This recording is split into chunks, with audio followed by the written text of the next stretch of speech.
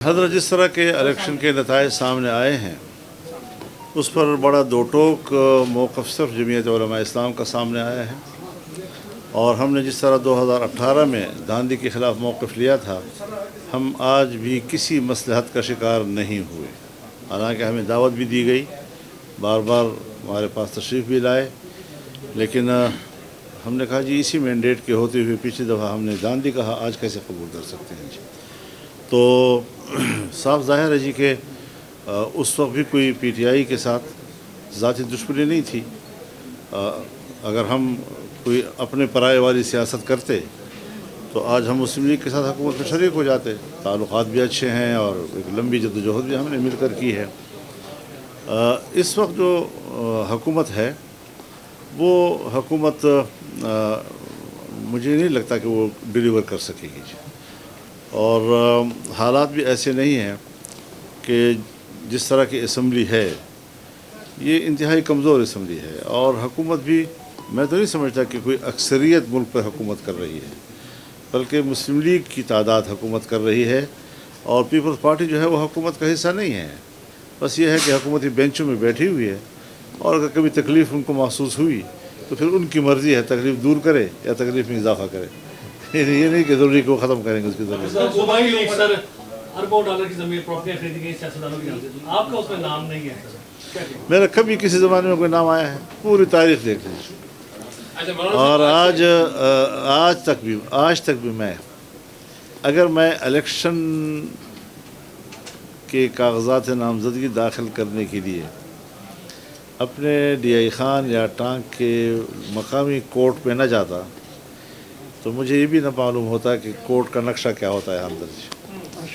تو زندگی بھر عدالت میں اللہ تعالیٰ نے بچایا ہے، اور اللہ تعالیٰ آخرت میں بھی بہتری کرے گا انشاءاللہ۔ مولانا صاحب، آج سے 3 سال پہلے آپ نے ایک لانگ مارچ جو سکر سے کیا تھا، بڑا لانگ مارچ، یہیں پہ آپ سے جو گفتگو ہوئی تھی تو آپ نے کہا تھا کہ ہم کچھ نہ رزلٹ لے کے واپس آئیں گے، پھر آپ اسلام آباد میں پڑاؤ کیا، اور پھر آپ خالی ہاتھ واپس آئے اس یقین دہانی پہ کہ 3 سال قبل جو فروری آئے گا اس میں باجوہ صاحب نے آپ کو یقین دہانی کروائی مقتدر حلقوں میں کہ ختم ہو جائے گی عمران خان کی حکومت، جس کے اوپر آپ واپس آئے، لیکن اس طرح سے نہیں ہوا۔ اس وقت اسٹیبلشمنٹ نے آپ کے ساتھ جو ہے جو آپ کا لانگ مارچ تھا اس کے اندر اسٹیبلشمنٹ کی ایک قسم کی رضامندی شامل تھی، اور ابھی یہی کہا جا رہا ہے کہ پاکستان میں بغیر اسٹیبلشمنٹ کی رضامندی کے کوئی تحریک جو ہے وہ کامیاب نہیں ہو سکتی۔ تو ابھی یہ جو آپ اپنی تحریک اب چلا رہے ہیں دھاندلی الیکشن کے خلاف، تو کیا آپ سمجھتے ہیں کہ بغیر اسٹیبلشمنٹ کے ساتھ کے میرے خیال میں اب اس ذہنیت کو ختم کرنا ہے۔ سوال تو آپ کا اتنا لمبا ہے کہ مجھ سے زیادہ معلومات آپ کو ہیں، لیکن اس ذہن کو ختم کرنا ہے کہ کیا ہم ملک میں اسٹیبلشمنٹ کے رضامندی کے بغیر کوئی تحریک نہیں چلا سکتے؟ کیا ہمارا ہر الیکشن ان کی مرضی سے ہوگا؟ کیا ہمارے ہر الیکشن کا نتیجہ ان کی مرضی سے ہوگا؟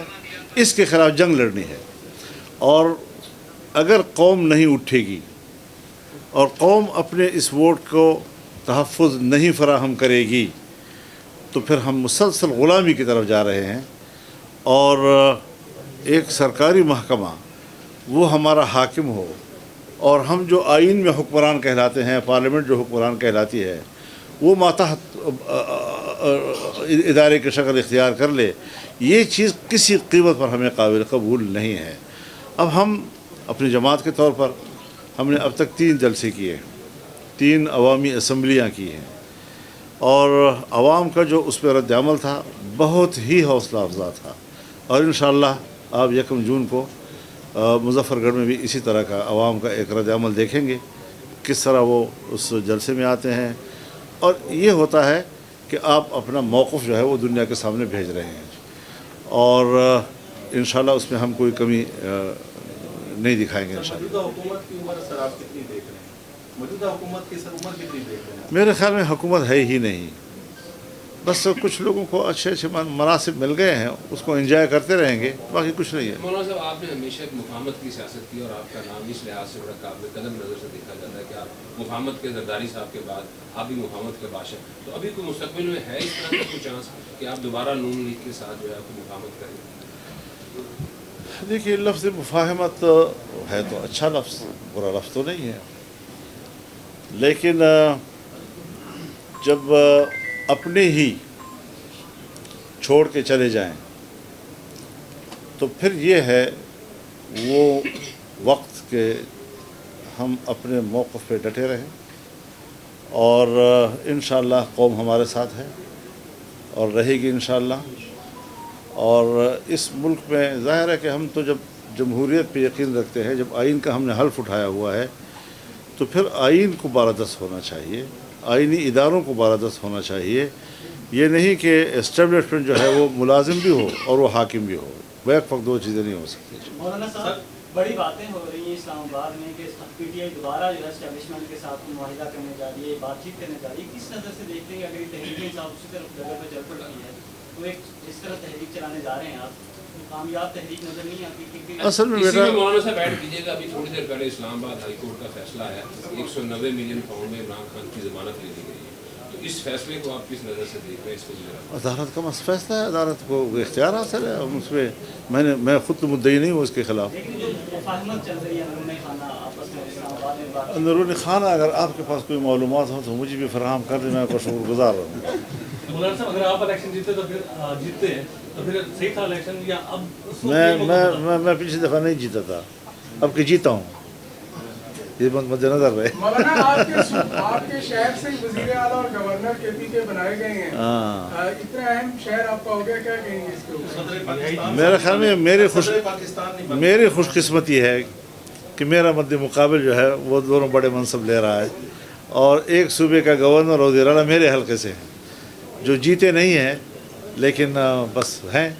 جب حکومت سازی ہو رہی تھی تو جی جب یہ حکومت سازی ہو رہی تھی جنرل الیکشن کے بعد کسی اسٹیج پہ آپ کو بھی صدر پاکستان کی آفر ہوئی تھی؟ صدر پاکستان کے آفر نہیں ہوا کرتے تھے. یہ غلط بات ہے کہ میں ایسی پالیٹکس کروں کہ جس میں ہم آفرز کی بنیاد پر چیزیں قبول کریں گے. کون ہوتا ہے جو مجھے صدارت کا آفر کرتا ہے؟ کون ہوتا ہے جو مجھے وزیر اعظم کا آفر کرتا ہے؟ ہوتا کون ہے جو مجھے وزیر اعلیٰ کا آفر کرتا ہے؟ عوام اگر مجھے ووٹ دے گی اور میں اس پوزیشن میں ہوں تو میں صدر بھی بنوں گا، میں وزیر اعظم بھی بنوں گا، میں چیف منسٹر بھی بنوں گا اور وہ میرا آئینی اور قانونی استحقاق ہوگا. اور اسی اساس پر ہم یہ اس سیاست میں حصہ لے رہے ہیں کہ یہ ہمارا استحقاق بنے.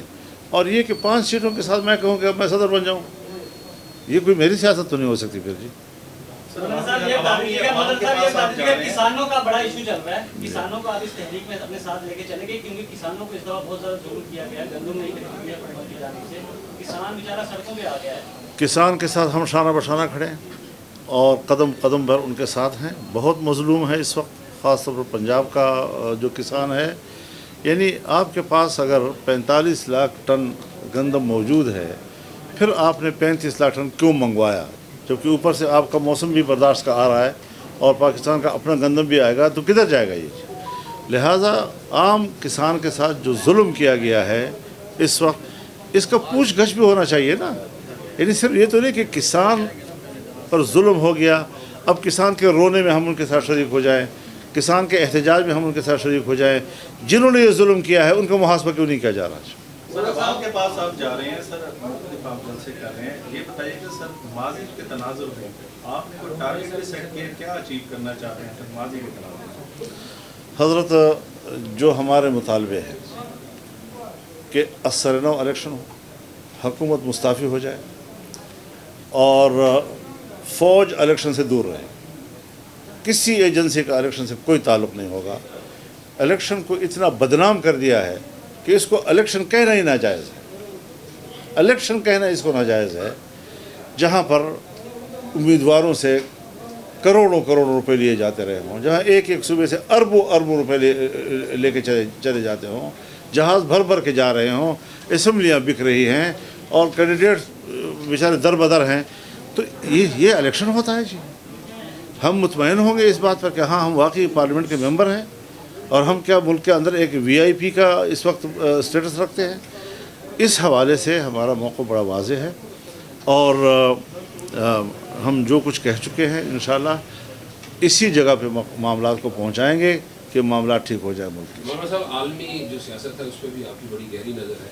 آج سے 2 روز اور ایران میں انڈیا نے ایران کی چاہ بہار جو پورٹ ہے اس کا 10 سال کے لیے جو ہے وہ لے لیا، اس کا قبضہ لیا ہے اور 10 سال کا ایگریمنٹ ہوا ہے۔ آپ اس کو کس نظر سے دیکھتے ہیں؟ جبکہ امریکہ نے ہمیں تو منع کیا ہے پابندی کی وجہ سے کہ آپ اپنی گیس پائپ لائن آگے نہیں جا سکتے، کوئی تجارتی معاہدہ نہیں کر سکتے، تو اس دور میں انڈیا کا اس کے ساتھ معاہدہ اور 10 سال کے لیے حضرت ایک تلخ سوال ہے جو آپ نے کیا ہے اور دکھ ہوتا ہے انسان کو۔ نکلے تھے ہم سری نگر کو لینے کے لیے، ہاتھ سے جا رہا ہے مظفر آباد۔ یہ پالیٹکس ہے ہماری۔ ہم نے چین جیسے دوست کے ساتھ اتنا بڑا معاہدہ کیا میگا پروجیکٹس کے حوالے سے، اور اس نے پاکستان کو پرائرٹی دی گرم پانی تک پہنچنے کے لیے، اور بین الاقوامی تجارت کے شاہراہ پاکستان کو قرار دیا انہوں نے۔ ہم نے ان کو کیا جواب دیا؟ آج پاکستان میں تمام میگا پروجیکٹ بند کر دیے گئے ہیں۔ وہ جو 1.5 سال کی حکومت تھی اس میں بھی جو پروجیکٹس اناؤنس ہوئے تھے ابھی تک اس کے بارے میں کچھ نہیں معلوم کہ ان کا کیا بنے گا، کیا وہ ہمارے اگلے بجٹ میں آئیں گے یا نہیں آئیں گے۔ تو یہ ساری صورتحال ہے کہ آپ کا افغانستان کے ساتھ بھی جھگڑا، اور ظاہر ہے جی کہ ہمارے اوپر تو یہ لوگ زورور ہیں، ناحق پر ہوتے ہوئے بھی آپ کو کہنا پڑے گا کہ تم حق پر ہو، ناحق پر ہوتے ہوئے بھی آپ کو کہنا پڑے گا کہ تم حق پر ہو۔ نتیجہ کیا نکلے گا کہ افغانستان چین کے ساتھ ڈائریکٹ ہو جائے گا، پاکستان سے بے نیاز ہو جائے گا، اور ہلمند کے راستے سے ڈائریکٹ ہو جائے گا ایران کے ساتھ، اور چابہار میں جا کے پہنچ جائے گا جی۔ تو یہ جو گھاٹے کے ہم سودے کر رہے ہیں اس وقت 6-7 مہینوں سے چمن بارڈر کے اوپر لوگ بیٹھے ہیں دھرنا دیے ہوئے کہ ان کو متبادل روزگار نہیں دیا جا رہا، اور ادھر سے انہوں نے افغانستان کے ساتھ جو لوکل تجارت ہوتی تھی اس کے راستے بھی بند کر دیے ہیں۔ اس وقت انگور اڈا کے اوپر جو وانا سے جاتا ہے افغانستان میں راستہ، وہاں پر لوگوں نے دھرنا دیا ہوا ہے۔ غلام خان کے اوپر جو میران شاہ سے جاتا ہے خوست کی طرف، وہاں لوگوں نے دھرنے دیے ہوئے ہیں۔ آپ کے جمرود پر لوگوں نے دھرنے دیے ہوئے ہیں۔ تو ہم نے تو ان کو باقاعدہ بریف کیا تھا کہ پاکستان کو اتنی بڑی اپرچونٹی مل رہی ہے آنے والے مستقبل میں کہ اگر یہ سی پیک خیبر پختونخوا اور پھر بلوچستان کے روب سے لے کر گوادر تک جاتا ہے تو 9 گیٹ ویز ہیں جو پاکستان کو افغانستان کے راستے سے وسط ایشیا کا راستہ دکھاتے ہیں، اور پورے وسط ایشیا جو ہے آپ کی تجارتی آماجگاہ بن جاتی۔ لیکن ہم اسی افغانستان کے ساتھ معاملات میں الجھ رہے ہیں، سرحدات ہم نے بند کر دی ہیں۔ اگر مسئلہ دہشت گردوں کا ہے، کیا چین کو یہ اعتراض نہیں ہے کہ اولڈ ترکستان کی جو تحریک ہے اس کے لوگ افغانستان میں ہیں، اور ان کے لوگ جو ہے وہاں چین میں جو ہے کارروائیاں کرتے ہیں؟ یہ شکایت تو چین کو بھی ان سے ہے، لیکن اس کے باوجود وہاں کی جو مارکیٹ ہے اس پر چین قبضہ کر رہا ہے، روس وہاں قبضہ کر رہا ہے۔ اور ہم اتنے پڑوسی ہوتے ہوئے، اور 20 سال تک ہم نے جس امید پر طالبان کو غلاف کے نیچے سپورٹ دیا، آج سب کچھ ہم ضائع کر رہے ہیں۔ ہمارے پاس صرف لڑائی کی صلاحیت ہے؟ کیا ملک کو ترقی دینے کے دماغ ختم ہو چکا ہے؟ کیا ملک کی ترقی کے پہلو جو ہے وہ ہم نے نظر انداز کر دیے ہیں؟ صرف لڑنے کا پہلو رہ گیا ہے۔ یہ اس لیے کہ جب آپ کا با اختیار ادارہ جنگجو ادارہ ہوگا اور جس کی تربیت دشمن سے لڑنے کی ہوگی، وہ کبھی بھی آپ کی سیاسی قیادت نہیں کر سکتا، وہ کبھی بھی آپ کی معاشی قیادت نہیں کر سکتا، اس کا یہ میدان ہی نہیں ہے سرے سے جی۔ لہذا پاکستان اس وقت گھاٹے کا سفر کر رہا ہے، اس کا گھاٹے کا مستقبل ہے، اور کیا جائے، لیکن ہم اپنی آواز جو ہے اس حالات میں بھی۔ آپ کی جو تحریک ہے باقی الیکشن زیادہ الیکشن کے خلاف ہے یا کسی کی ایکسٹینشن کے لیے، یا کسی کی ایکسٹینشن کے لیے؟ یہ آپ کے صحافیانہ باتیں ہیں، آپس میں گپ شپ لگایا کرو کبھی کبھی اپنے دفتر میں، کم از کم مجھ جیسے آدمی کے ساتھ یہ سوالات بتا دیجیے گا کہ حکومت اس وقت مسلسل اسٹیبلش کرنے کی کوشش کر رہی ہے کہ تجارت بہتر ہو رہی ہے، معاشی اشاریے جو ہے وہ بہتری کی جانب جا رہے ہیں، تو آپ اس پہ کیسی نظر، خصوصاً پنجاب میں سر دیکھیں صورتحال کیا ہے؟ دیکھیے حکومت ہو تو اس کا جاب ہوتا ہے، اپنا جاب کا احسان ہم پہ نہ ڈالیں جی۔ انٹیلیجنس ہے تو اس کا انٹیلیجنس کا جاب ہے، اس کا کوئی ڈپلومیٹ ہے تو ڈپلومیسی اس کا جاب ہے، حکومت ہے تو حکومت اس کا جاب ہے۔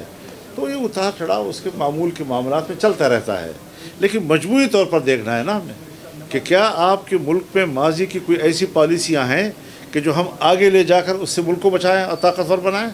کیا آج ہم نے کوئی طویل المدت ایسی پالیسیاں دی ہیں کہ ہم اپنا بجٹ آگے بنا سکیں گے؟ ہمارا بجٹ इस वक्त FATF के हाथ में है, IMF के हाथ में है, वर्ल्ड बैंक के हाथ में है। उन्हीं लोगों ने आपके बजट बनाने हैं और उनको सिक्योर कर रही है हमारी फ़ौज। वो तहफ़्फ़ुज़ देगी उनको और असम्बली बेबस होगी और कानून साज़ी करेगी। अच्छा मौलाना साहब, इस तहरीक के वसीयतर मफाद में आप इमरान खान साहब से भी मिल सकते हैं या उनको शामिल होने की दावत दे सकते हैं? देखिए, हर चीज़ बावकार अंदाज से हो, इसमें कोई शक नहीं है कि 10, 12, 13 साल हम एक दूसरे के बड़े मद्दे मुकाबिल रहे हैं और हमारे बड़े तहफ़्फ़ुज़ात हैं, और उनको अगर दूर किया जाता है तो हम सियासी लोग हैं, मुज़ाकरात से भी इनकार नहीं करेंगे, और मुज़ाकरात के लिए अगर माहौल बनता है तो उसकी भी हौसला अफजाई करेंगे।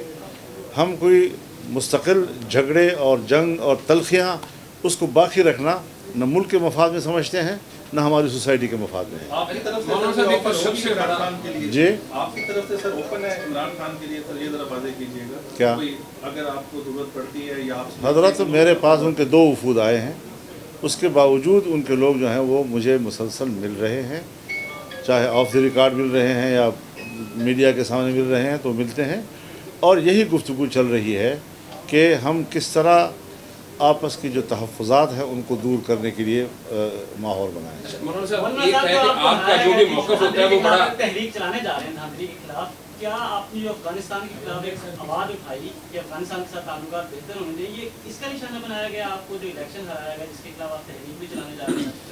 ये तो तज्ज़िया करना पड़ता है। क्या अफ़गानिस्तान में अमारत इस्लामिया अमेरिका के लिए वाकई काबिल कबूल है?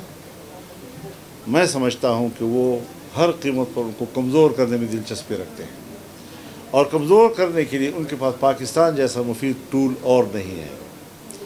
इसी तरीके से अगर हम हमास की बात करते हैं, अमेरिका और मगरब की नज़र में वो एक दहशतगर्द तंजीम है। अमारत इस्लामिया भी अभी तक उनके नज़दीक दहशतगर्द तंजीम है, अभी वो ब्लैक लिस्ट से नहीं निकले हैं जी।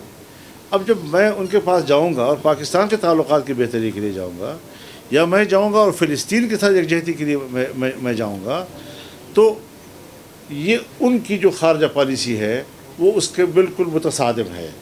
तो ज़ाहिर है कि पाकिस्तान की सियासत पर जब अमेरिका असरानंदाज होगा तो ये चीज़ें जो हैं आप उसका तज्ज़िया करें कि क्या हमें नुकसान पहुँचाने में उनका बेनिफिट है या नहीं। मौलाना साहब, हुकूमत भी ग्रैंड डायलॉग की बात कर रही है, राना सनाउल्लाह भी कह रहे हैं कि इमरान खान को रिहा होना चाहिए, मियां मोहम्मद नवाज शरीफ भी यही चाहते हैं। तो अगर हुकूमत ग्रैंड डायलॉग को आगे बढ़ाती है तो आप उसका हिस्सा बनेंगे या सिर्फ तहरीक इंसाफ से बात करेंगे?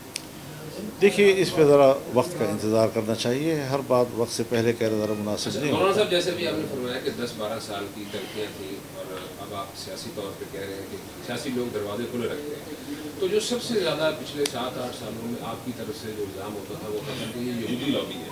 तो जब ये सियासी तलखियाँ ख़त्म होंगी तो आप उनको यहूदी लॉबी से दोबारा मुसलमान लॉबी में कैसे लेके आएंगे? एक बात ज़हन में रखें, अगर हमने बरसग़ीर की सियासत में किसी को अंग्रेज़ का एजेंट कहा है या हमने आलमी सतह पर किसी को अमरीकी एजेंट कहा है, तो ये उन्वान है, ये उन्वान है, एक गाली नहीं है।